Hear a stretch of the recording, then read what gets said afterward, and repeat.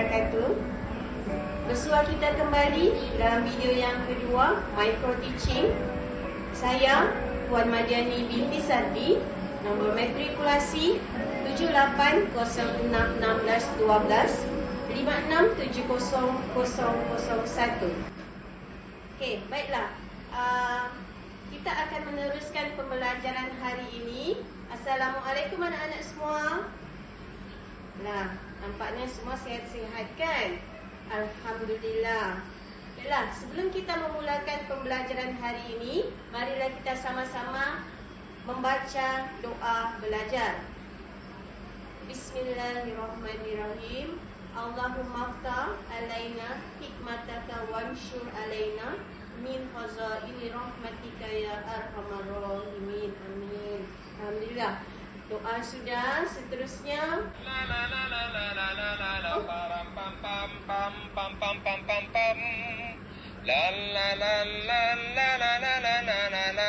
dengar tak lagu tu? Apa dia? Muzik hari raya? Betul. Okey. Tapi bukan kita hari raya ya, puasa pun belum lagi. Kita kena sambut bulan Ramadan dahulu, kemudian menyambut hari raya Aidilfitri. Baiklah, cikgu akan dengarkan sekali lagi lagu tadi. Anak-anak nak dengar tidak? Okey, kita dengar sekali lagi ya. Air mutla, air suci, lagi menyucikan. Ada 7 jenis semuanya, jangan dilupakan.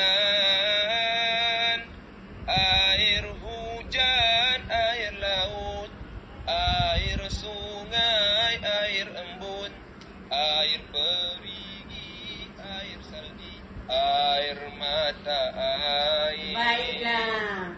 Okey, apa yang anak-anak dengar tadi tu? Lagu apa? Apa lirik dia? Air? Betul. Baiklah, hari ini lagu tadi ada kaitan dengan pembelajaran ataupun topik kita pada hari ini. Okey, topik pembelajaran kita pada hari ini ialah mengenai air. Baiklah, tadi anak-anak dengar melalui radio sahaja lagu tadi kan? Sekarang cikgu akan paparkan lirik ini dan cikgu harap anak-anak boleh bernyanyi bersama-sama lagu yang tadi kamu dengar.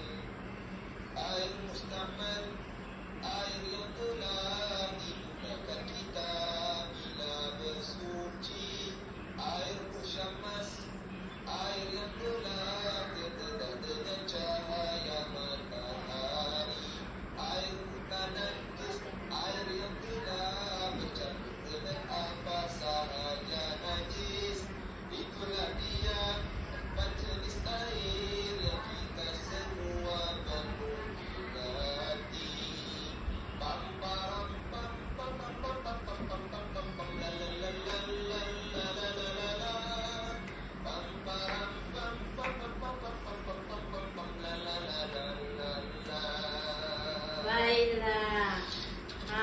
Itulah dia lirik lagu yang berkaitan dengan topik pembelajaran kita pada hari ini.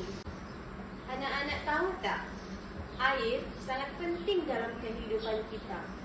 Tanpa air, kita sebagai manusia akan mati. Begitu juga dengan haiwan-haiwan dan tumbuh-tumbuhan. Ia juga memerlukan air untuk hidup. Allah Subhanahu Wa Taala menciptakan sumber air sama ada daripada langit ataupun yang keluar dari perut bumi. Maha suci Allah yang menciptakan segala sesuatu untuk manfaat makhluknya. Kita sebagai manusia sepatutnya berasa bersyukur dengan apa yang Allah Subhanahu Wa Taala telah kurniakan kepada kita. Jadi anak-anak, air dalam kehidupan manusia adalah sangat penting. Kita, anak-anak, boleh hidup selama 4 atau seminggu, begitu juga dengan makanan. Tetapi kita tidak mampu bertahan sekiranya kita tidak dapat air dalam tempoh 3 hari. Ya anak-anak, dapat lihat betapa pentingnya air dalam kehidupan kita. Anak-anak pernah dengar tak tentang air mutlak? Air mutlak digunakan untuk mandi, berwudu dan menghilangkan najis. Air mutlak juga digunakan untuk membasuh, sama ada membasuh baju, membasuh apa lagi? Kereta, basikal, dan juga digunakan untuk memasak. Air mutlak ini adalah sifatnya suci dan menyucikan. Jadi anak-anak sudah tahu apa kegunaan air mutlak. Sekarang mari kita lihat sama-sama jenis-jenis air mutlak. Tadi cikgu ada bagi tahu air mutlak semuanya ada 7 jenis. Ya, ada 7 jenis anak-anak seperti yang kita nampak di dalam paparan PowerPoint ini. Cantik tidak air-air ni? Okey. Air yang ada semuanya iaitu 7.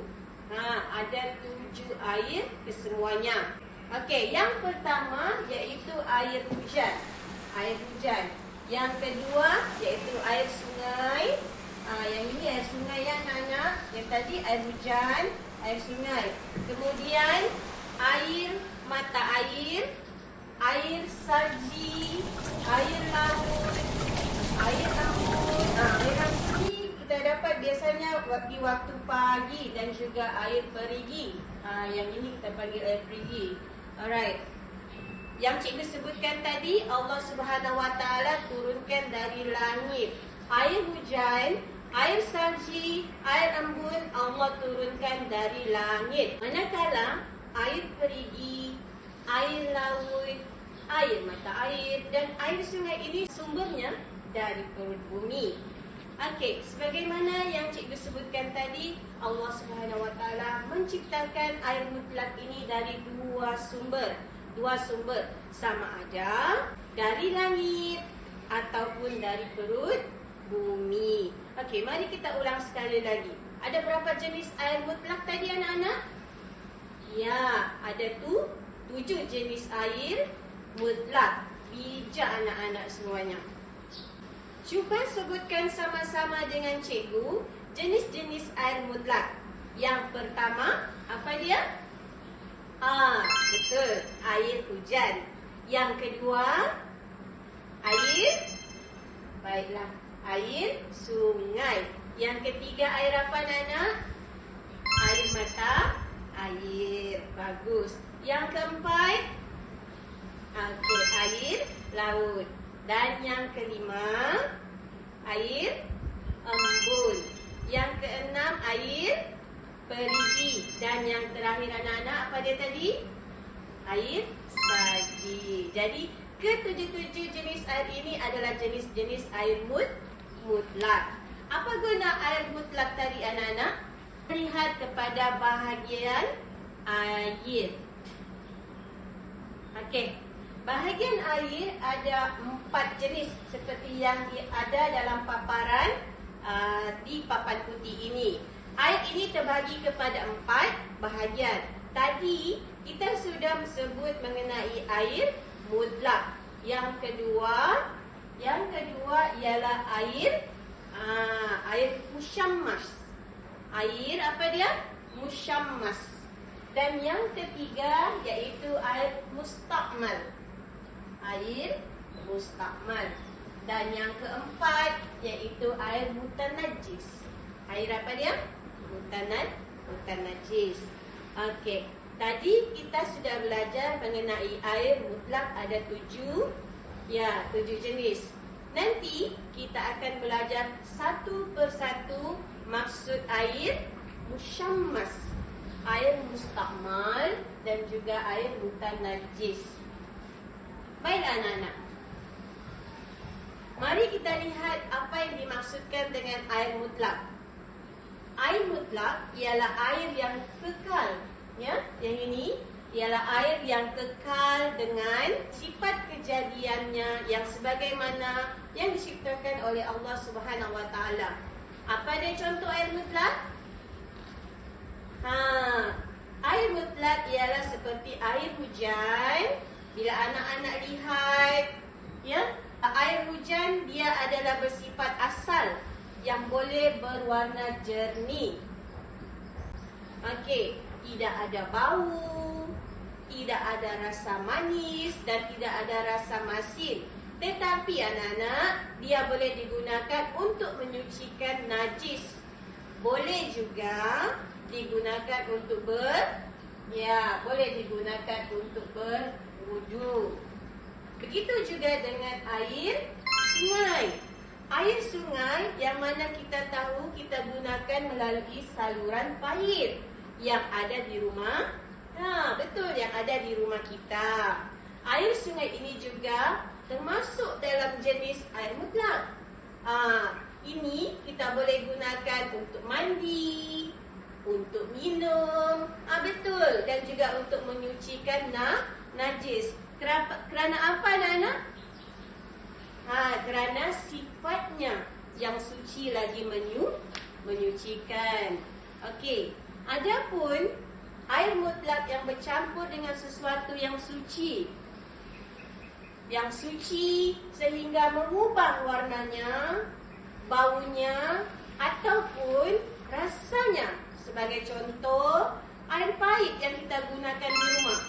Kita masak, kemudian kita bancu dengan Milo, ya. Apabila kita bancu dengan Milo, sebagai contoh anak-anak, anak suka tidak air Milo? Sifat asal air jernih tadi bertukar menjadi warna coklat, betul. Dan bertukar menjadi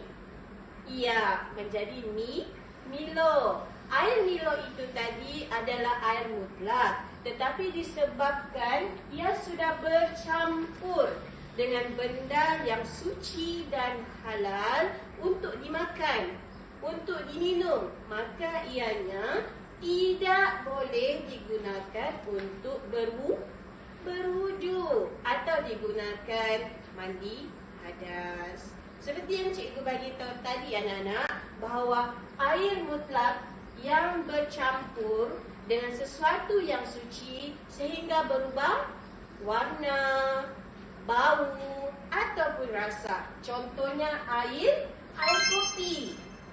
Ya, air kopi. Dan air sabun yang kita namakan ianya sebagai air muqayyad. Air muqayyad. Air ini suci, bersih, tetapi tidak boleh menyucikan najis. Seperti kamu nampak di sini air muqayyad. Dia ada air kopi, ya, ataupun air Milo yang kamu suka minum tadi. Tidak boleh digunakan untuk berwudu. Seperti yang kita nampak dalam gambar ini adalah contoh-contoh air mutlak, iaitu air perigi. Air perigi ni kan boleh digunakan untuk berwudu ataupun menyucikan najis. Adapun air di sebelah air perigi, iaitu air kopi ataupun air Milo tadi yang anak-anak suka minum tadi, tidak boleh digunakan untuk berwudu ataupun menyucikan najis. Baiklah, kita pergi pula kepada air yang kedua. Okey, air kedua iaitu air musyammas. Apa itu air musyammas, anak-anak? Air ini ialah air dalam bekas yang boleh berkarat dan terdedah di bawah matahari yang sangat terik. Di negara bercuaca panas. Seperti negara kita lah, Bila Datu ni kan, panas. Ya, air musyammas ini adalah air yang suci sebenarnya dan juga menyucikan. Tetapi hukumnya makruh kita gunakan untuk berwudu ataupun mandi hadas. Kerana apa makruh, anak-anak? Kerana ia dibimbangi akan mendatangkan mudarat pada tubuh badan kita. Nah, anak-anak, kamu bayangkan anak-anak, kamu menggunakan air musyammas yang sudah lama dalam bekas besi yang berkarat. Air yang panas yang kamu gunakan tadi itu digunakan untuk berwudu. Ketika itu kita basuh muka, kamu basuh muka kamu basuh tangan kamu, dan ini akan dibimbangi akan merosakkan ataupun mendatangkan penyakit kepada tubuh badan. Tubuh badan kamu, betul. Kerana ia mempunyai sifat yang suci dan menyucikan. Tetapi hukumnya adalah makruh kita gunakan. Ini adalah contoh air musyammas di tengah padang pasir. Okey, gurun Sahara ya. Biasanya kita jumpa musyammas di gurun Sahara lah. Okey, baik, seterusnya kita lihat bahagian air yang ketiga, iaitu air mustakmal. Air mustakmal. Apa dia air mustakmal? Air mustakmal ini adalah air yang digunakan untuk berwudu atau mandi wajib. Kadar airnya adalah 2 kolak serta tidak berubah. Salah satu sifatnya iaitu warna, dia punya rasa dan juga bau. Jadi air mustakmal ini sifatnya suci, anak-anak, tetapi tidak menyucikan. Ini adalah contoh ya, contoh air mustakmal. Apa dia tadi air mustakmal? Bijak. Air yang telah digunakan untuk berwudu ataupun mandi wajib. Okey, ini contoh air mustakmal ya, di dalam air baldi yang kamu telah gunakan, baldi yang tidak boleh digunakan untuk berwudu ataupun menyucikan najis ataupun digunakan untuk mandi wajib. Baiklah, seterusnya kita pergi air yang ketiga, iaitu air mutanajjis. Air mutanajjis. Kita boleh lihat dalam 2 keadaan air mutanajjis. Okey, yang pertama keadaan dia, air mutanajjis adalah air yang kurang daripada 2 kolak apabila ia dimasuki najis ke dalamnya. Yang kamu nampak dalam sini ni, ada kucing berak pula kan, dimasuki najis ke dalamnya walaupun tidak mengubah sifat air. Okey, air itu dianggap sebagai air mutanajis kerana ada najis di dalamnya. Keadaan yang kedua ialah air mutanajis ialah air 2 kolak apabila dimasukkan najis ke dalamnya dan mengubah sifat air sama ada warna, bau dan rasanya. Maka air yang dimasuki najis ke dalam bekas yang melebihi 2 kolak air mutlak maka dinamakan sebagai air mutanajis. Jadi air mutanajis ini tidak suci lagi anak-anak dan tidak menyucikan. Maksudnya air mutanajis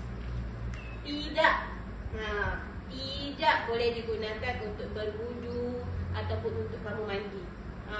Tidak boleh juga digunakan untuk betul, untuk minum. Tidak boleh digunakan untuk basuh baju kamu, basuh pakaian, untuk apa dia?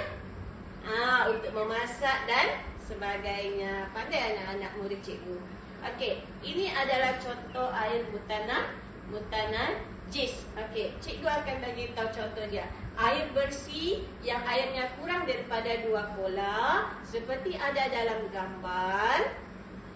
Ya, seperti yang ada dalam gambar ini iaitu tap mandi. Kamu nampak kucing dengan tap mandi ni kan? Ada najis. Apabila air itu dimasuki tahi burung ke, tahi cicak ke, ataupun tahi kucing sebagai contoh, maka ia dinamakan sebagai air mutanajis.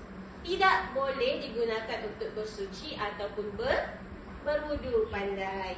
Okey, satu lagi anak-anak, sekiranya air itu melebihi lebih daripada 2 kola, yang dimaksudkan dengan 2 kola ialah isi kandungan air ni. Di sini ni, isi air kola iaitu kurang daripada 230 liter air. Di dalam bekas, di dalam bekas yang besar, tak mandi tiba-tiba dimasuki najis burung. Ataupun teh cicak ataupun teh kucing tadi di rumah kamu, ia telah mengubah salah satu sifat air. Okey, sama ada berubah sifat air dari warnanya, maka air itu juga tidak boleh.